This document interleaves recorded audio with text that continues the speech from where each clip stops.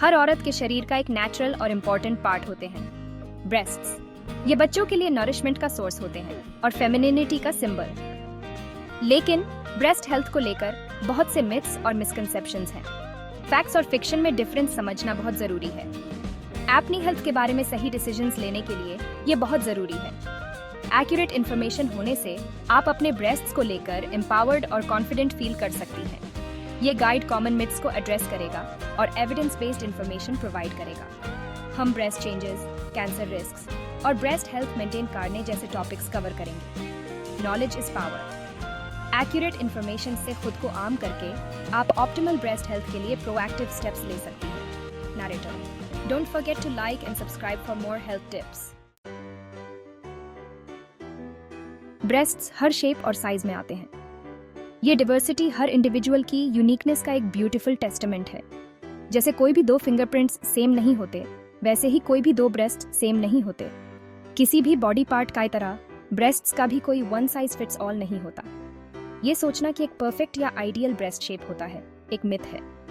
Society अक्सर standards impose करने की कोशिश करती है, लेकिन सच ये है कि ब्यूटी अलग अलग फॉर्म्स में आती है।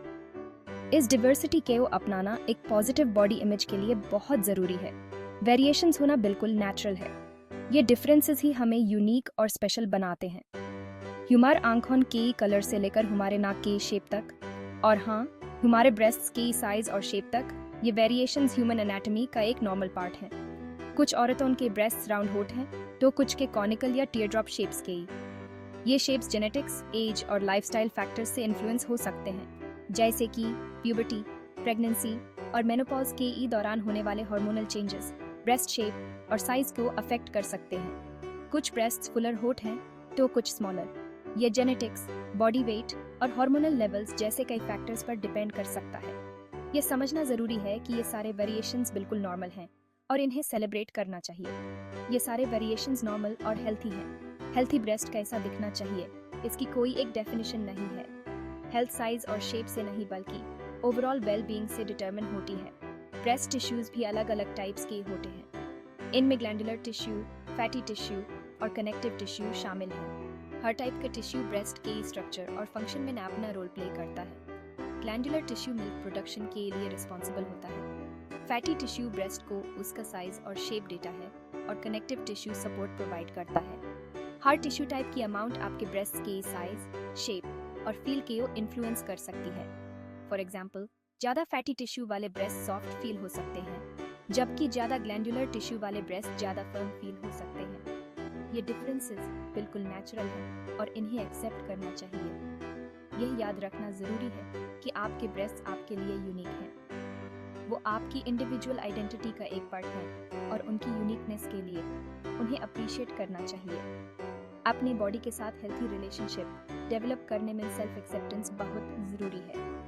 खुद को दूसरों से कंपेयर करने या किसी स्पेसिफिक आइडियल के लिए प्रयास करने की कोई ज़रूरत नहीं है। हर पर्सन का बॉडी अलग होता है और यही बात हम सबको स्पेशल बनाती है। खुद को दूसरों से कंपेयर करने से अननेसेसरी स्ट्रेस और डिससैटिस्फैक्शन हो सकता है। इसके बजाय उन चीज़ों पर फोकस करें जो आपको यूनिक और ब्यूटीफुल बनाती है। अपने नेचुरल शेप और साइज की ब्यूटी को अपनाएं। अपने बॉडी को उस चीज़ के लिए सेलिब्रेट करें जो वो है और जो वो कर सकता है। याद रखें, कॉन्फिडेंस अंदर से आता है और खुद से प्यार करना ट्रू ब्यूटी की तरफ पहला कदम है। आपके ब्रेस्ट्स आपके बाकी बॉडी की तरह बिल्कुल परफेक्ट हैं। शादी के बाद बहुत सी औरतें अपने ब्रेस्ट्स में चेंजेस नोटिस करती हैं। ये चेंजेस सटल हो सकते हैं या काफी नोटिसेबल, और अक्सर ये क्वेश्चंस और कंसर्न्स का कारण बनते हैं। ये समझना जरूरी है कि ये चेंजेस आमतौर पर लाइफ का एक नॉर्मल पार्ट हैं और कई फैक्टर्स से इन्फ्लुएंस्ड हो सकते हैं। ये चेंजेस कई फैक्टर्स की वजह से हो सकते हैं, सिर्फ सेक्सुअल एक्टिविटी की वजह से नहीं। दरअसल कई फिजियोलॉजिकल और लाइफस्टाइल फैक्टर्स हैं जो ब्रेस्ट साइज और शेप में चेंजेस में कंट्रीब्यूट कर सकते हैं। एक कॉमन फैक्टर है वेट फ्लक्चुएशन। वेट गेन या लॉस ब्रेस्ट साइज को सिग्निफिकेंटली इम्पैक्ट कर सकता है, क्योंकि ब्रेस्ट लार्जली फैटी टिश्यू से बेन होते हैं। जब एक औरत का वेट बढ़ता है तो उसके ब्रेस्ट्स बड़े हो सकते हैं, और जब उसका वेट कम होता है तो वो छोटे हो सकते हैं। शादी अक्सर लाइफस्टाइल, डाइट और एक्सरसाइज हैबिट्स में चेंजेस लाती है। कपल्स ज्यादा साथ में खाना बनाना और खाना शुरू कर सकते हैं, जिससे डाइटरी हैबिट्स में चेंजेस आ सकते हैं। ये चेंजेस ओवरऑल बॉडी वेट को अफेक्ट कर सकते हैं और कॉन्सिक्वेंटली ब्रेस्ट साइज को भी। इन चेंजेस की वजह से वेट गेन या लॉस हो सकता है, जिसका असर ब्रेस्ट साइज पर पड़ता है। रेगुलर एक्सरसाइज भी ब्रेस्ट्स के लुक और फील में रोल प्ले कर सकती है। स्ट्रेंथ ट्रेनिंग और कार्डियो ब्रेस्ट्स के नीचे की मसल्स को टोन करने में हेल्प कर सकते हैं, जिससे उनका अपीयरेंस बढ़ा सकता है। हार्मोनल चेंजेस भी एक सिग्निफिकेंट फैक्टर हैं। एस्ट्रोजन और प्रोजेस्टेरोन जैसे हार्मोन्स में फ्लक्चुएशंस कई रीजंस से हो सकते हैं, जिनमें स्ट्रेस, डाइट और फिजिकल एक्टिविटी में चेंजेस शामिल हैं। ये हार्मोनल शिफ्ट्स ब्रेस्ट टिश्यू में चेंजेस ला सकते हैं। शादी, खासकर शुरुआती दौर, इमोशनल और फिजिकल एडजस्टमेंट्स का टाइम हो सकता है। साथ में एक नई लाइफ शुरू करने का एक्साइटमेंट और स्ट्रेस हार्मोन लेवल्स को इम्पैक्ट कर सकता है, जिसका असर ब्रेस्ट साइज और सेंसिटिविटी पर पड़ सकता है। ये एडजस्टमेंट्स हार्मोन लेवल्स को इन्फ्लुएंस कर सकते हैं, जिससे ब्रेस्ट एनलार्जमेंट या टेंडरनेस हो सकती है। हार्मोनल फ्लक्चुएशन के ई टाइम में औरतों का ब्रेस्ट टेंडरनेस या स्वेलिंग एक्सपीरियंस करना अनकॉमन नहीं है। प्रेगनेंसी एक और मेजर लाइफ इवेंट है जो अक्सर शादी के बाद आता है। प्रेगनेंसी के दौरान बॉडी में सिग्निफिकेंट चेंजेस आते हैं ताकि बेबी के आने की तैयारी हो सके। सबसे नोटिसेबल चेंजेस मेन से एक ब्रेस्ट्स में होता है। प्रेगनेंसी हार्मोन्स ब्रेस्ट्स को लैक्टेशन के लिए प्रिपेयर करते हैं, जिससे ब्रेस्ट टिश्यू में सिग्निफिकेंट ग्रोथ और चेंजेस आते हैं। इस प्रिपरेशन में मिल्क डक्ट्स का डेवलपमेंट और मिल्क प्रोडक्शन के लिए ब्रेस्ट साइज में बढ़ोतरी शामिल है। ये समझना जरूरी है कि शादी के बाद ब्रेस्ट चेंजेस आमतौर पर नेचुरल और हार्मलेस होते हैं। हालांकि अपने बॉडी और होने वाले किसी भी चेंजेस के बारे में अवेयर रहना जरूरी है। रेगुलर सेल्फ एग्जामिनेशंस आपको अपनी ब्रेस्ट हेल्थ के बारे में इन्फॉर्म्ड रहने में हेल्प कर सकते हैं। हालांकि अगर आपको अपने ब्रेस्ट में किसी भी सडन या ड्रास्टिक चेंजेस की चिंता है, तो अपने डॉक्टर से कंसल्ट करना हमेशा ही बेटर होता है। एक हेल्थ केयर प्रोवाइडर गाइडेंस दे सकते हैं और ये इंश्योर करने के लिए नेसेसरी एग्जामिनेशंस कर सकते हैं कि सब कुछ नॉर्मल है। याद रखें, अपनी हेल्थ को लेकर प्रोएक्टिव रहना हमेशा ही एक अच्छा आइडिया होता है। गुड ब्रेस्ट हेल्थ मेंटेन करना ओवरऑल वेलबीइंग का एक इम्पोर्टेंट एस्पेक्ट है। अपनी ब्रेस्ट हेल्थ को लेकर प्रोएक्टिव और विजिलेंट रहना बहुत ज़रूरी है, क्योंकि किसी भी इशू का अर्ली डिटेक्शन आउटकम्स को सिग्निफिकेंटली इम्प्रूव कर सकता है। Regular self examinations, clinical exams और मैमोग्राम्स को अपने रूटीन में शामिल करके आप अपने ब्रेस्ट हेल्थ पर नज़र रख सकती हैं और किसी भी कंसर्न को जल्दी एड्रेस कर सकती हैं। प्रोएक्टिव स्टेप्स आपको अपने ब्रेस्ट्स पर नज़र रखने और किसी भी पोटेंशियल इशू को जल्दी डिटेक्ट करने में हेल्प कर सकते हैं। किसी भी चेंजेस को ट्रैक करने के लिए हेल्थ ऐप्स का यूज़ करना या जर्नल रखना इनक्रेडिबली बेनिफिशियल हो सकता है। ये टूल्स आपको उन पैटर्न्स या एबनॉर्मैलिटीज़ को नोटिस करने में हेल्प कर सकते हैं जो अदरवाइज अननोटिस्ड जा सकती हैं। इसके अलावा किसी हेल्थ केयर प्रोफेशनल के साथ अपने ब्रेस्ट हेल्थ पर डिस्कस करना आपको पर्सनलाइज्ड एडवाइस और पीस ऑफ माइंड प्रोवाइड कर सकता है। Self examination breast health awareness के लिए एक क्रूशल टूल है। रेगुलरली सेल्फ एग्जाम्स करने से आप अपने ब्रेस्ट के नॉर्मल लुक और फील से ज़्यादा फेमिलियर हो जाती हैं, जिससे किसी भी चेंज को डिटेक्ट करना आसान हो जाता है।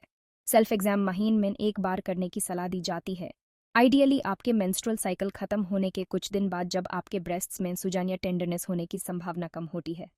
अपने ब्रेस्ट्स की लुक और फील से खुद को फेमिलियर करें। अपने शोल्डर्स को सीधा और अपने आर्म्स को अपने हिप्स पर रखकर एक मिरर के सामने खड़ी हो जाएं। अपने ब्रेस्ट्स के शेप, साइज या कलर में किसी भी चेंज के लिए देखें। अपने आर्म्स अपर उठाएं और सेम चेंजेस के लिए देखें। लेटे समय अपने राइट हैंड का यूज़ करके अपने लेफ्ट ब्रेस्ट को फील करें और वाइस वर्सा। अपने हाथ की फर्स्ट फ्यू फिंगर्स का यूज़ करके एक फर्म स्मूथ टच का यूज़ करें। फिंगर्स को फ्लैट और साथ में रखें। पूरे ब्रेस्ट को ऊपर से नीचे, साइड से साइड तक कवर करें। रेगुलरली किसी भी lumps, skin changes, nipple discharge या अन्य एबनॉर्मैलिटीज़ के लिए चेक करें। अपने ब्रेस्ट टिश्यू में किसी भी न्यू या अनयूजुअल लंप्स, थिकनिंग या हार्डनिंग पर ध्यान दें। स्किन में किसी भी चेंज के लिए देखें, जैसे कि डिम्पलिंग, पकरिंग या रेडनेस। निपल्स से किसी भी डिस्चार्ज के लिए चेक करें, खासकर अगर ये ब्लडी है या बिना दबाए होता है। अगर आप इनमें से कोई भी चेंज नोटिस करती हैं, तो तुरंत अपने हेल्थ केयर प्रोवाइडर से कॉन्टैक्ट करें। Clinical breast exams breast health का एक और वाइटल कंपोनेंट है। ये एग्जाम्स आमतौर पर आपके एनुअल चेकअप के दौरान एक हेल्थ केयर प्रोफेशनल द्वारा परफॉर्म किए जाते हैं। ये किसी भी ऐसी अबनॉर्मैलिटी को डिटेक्ट करने में हेल्प कर सकते हैं जिसको आपने अपने सेल्फ एग्जाम्स के दौरान मिस कर दिया होगा। आपके डॉक्टर अपने हाथों का यूज करके आपके ब्रेस्ट टिश्यू में लम्प्स या अन्य चेंजेस के लिए फील करेंगे, और वो किसी भी स्वोलन लिम्फ नोड्स के लिए आपके अंडरआर्म एरिया को भी चेक कर सकते हैं। एक क्लिनिकल एग्जाम के दौरान आपके डॉक्टर विजुअली आपके ब्रेस्ट को इंस्पेक्ट करेंगे और किसी भी एबनॉर्मेलिटी के लिए फील करेंगे। वो आपके ब्रेस्ट की साइज, शेप या अपीयरेंस में किसी भी चेंज के लिए देखेंगे। वो ब्रेस्ट टिश्यू में किसी भी लंप्स, थिकनिंग या हार्डनिंग के लिए भी चेक करेंगे। अगर उन्हें कुछ अनयूजुअल लगता है तो वो क्या हो रहा है इसकी क्लियर पिक्चर पाने के लिए आपको फर्दर टेस्टिंग, जैसे कि एक मामोग्राम या अल्ट्रासाउंड, करवाने की सलाह दे सकते हैं। मामोग्राम्स ब्रेस्ट्स की एक्सरे इमेजेस हैं जो कैंसरस और नॉन कैंसरस ट्यूमर्स को डिटेक्ट कर सकती हैं। वो ब्रेस्ट कैंसर की अर्ली डिटेक्शन के लिए एक एसेंशियल टूल हैं, क्योंकि वो उन ट्यूमर्स को रिवील कर सकती हैं जो इतने छोटे होते हैं कि एक सेल्फ एग्जाम या क्लिनिकल एग्जाम के दौरान फील नहीं किए जा सकते। इस प्रोसीजर में ब्रेस्ट टिश्यू की एक क्लियर इमेज प्राप्त करने के लिए ब्रेस्ट को 2 प्लेट्स के बीच कंप्रेस करना शामिल है। हालांकि ये अनकंफर्टेबल हो सकता है, यह एक क्विक प्रोसेस है जो आपके ब्रेस्ट हेल्थ के बारे में वैल्यूएबल इंफॉर्मेशन प्रोवाइड कर सकता है।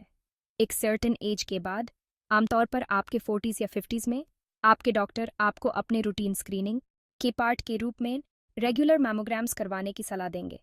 इन स्क्रीनिंग्स की फ्रीक्वेंसी आपके पर्सनल रिस्क फैक्टर्स, जैसे कि फैमिली हिस्ट्री या जेनेटिक प्रीडिस्पोजिशन, के आधार पर वरी कर सकती है। अपने डॉक्टर की रिकमेंडेशंस को फॉलो करना और अपने मामोग्राम्स को एडवाइस के अनुसार शेड्यूल करना जरूरी है। अगर कोई इशू पाया जाता है तो मामोग्राम्स की through early detection successful treatment की चांसेस को सिग्निफिकेंटली बढ़ा सकता है।